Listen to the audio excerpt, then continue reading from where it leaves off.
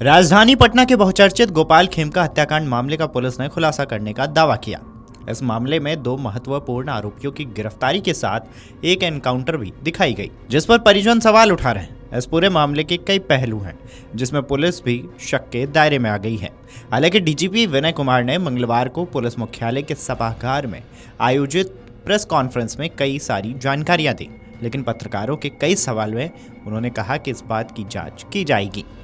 Press conference के दौरान ADG Kundan Krishnan ने मोबाइल से एक साउंड क्लिप सुनाया, जिसके बारे में यह कहा गया कि 2 शख्स एक दूसरे से जमीन संबंधित विषय को लेकर बात कर रहे हैं। उस बातचीत में गाली गलौज भी की गई। पुलिस का मानना है कि इस बातचीत में एक शख्स बिल्डर अशोक साव है, जबकि दूसरे व्यक्ति की पहचान पुलिस ने नहीं बताई। हालांकि यह बात उन्होंने जरूर कही कि इस बातचीत के दौरान गोपाल खेमका के नाम का भी जिक्र किया गया।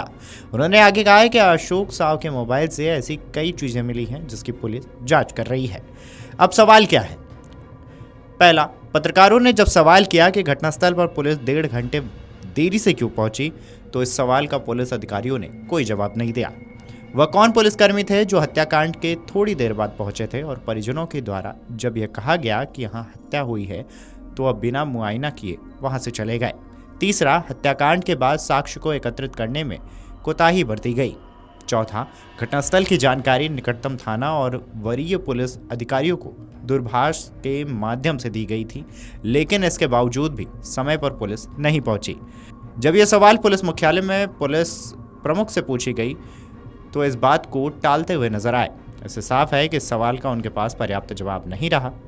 पांचवा, पुलिस महानिदेशक विनय कुमार से जब यह पूछा गया कि परिजनों का आरोप है कि यह एनकाउंटर नहीं बल्कि खुल्लम खुल्ला हत्या है, तो इसके जवाब में उन्होंने कहा कि इसकी जांच कराई जाएगी। इस तरह के कई सवाल हैं जो पुलिस अनुसंधान को कटघरे में खड़े करते हैं। सत्तासीन एनडीए की मुख्य भूमिका में शामिल जेडीयू के मुख्य प्रवक्ता नीरज कुमार के एक बयान में साफ तौर पर कहा गया है कि इस हत्याकांड में कुछ राजनीतिक चेहरे भी शामिल हो सकते हैं। सवाल को जब पुलिस महानिदेशक से पूछा गया तो इस सवाल से कटते नजर आए हैं। बता दें कि बिहार के चर्चित गोपाल खेमका हत्याकांड को लेकर बिहार डीजीपी ने प्रेस कॉन्फ्रेंस की। उम्मीद थी कि पुलिस इस प्रेस कॉन्फ्रेंस में हत्याकांड से जुड़े कई राज खोलेगी। पुलिस ने इस हत्याकांड का खुलासा करने को लेकर कई दावे किए।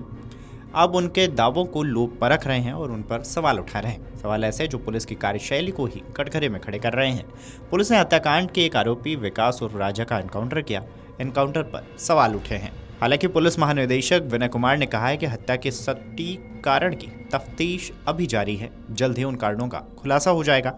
उन्होंने यह भी कहा है कि इस हत्या का कारण पुरानी रंजिश, बेटे गुंजन खेमका की कुछ साल पहले हुई हत्या के मामले में मुख्य गवाह होना जैसे कारण भी हो सकते हैं।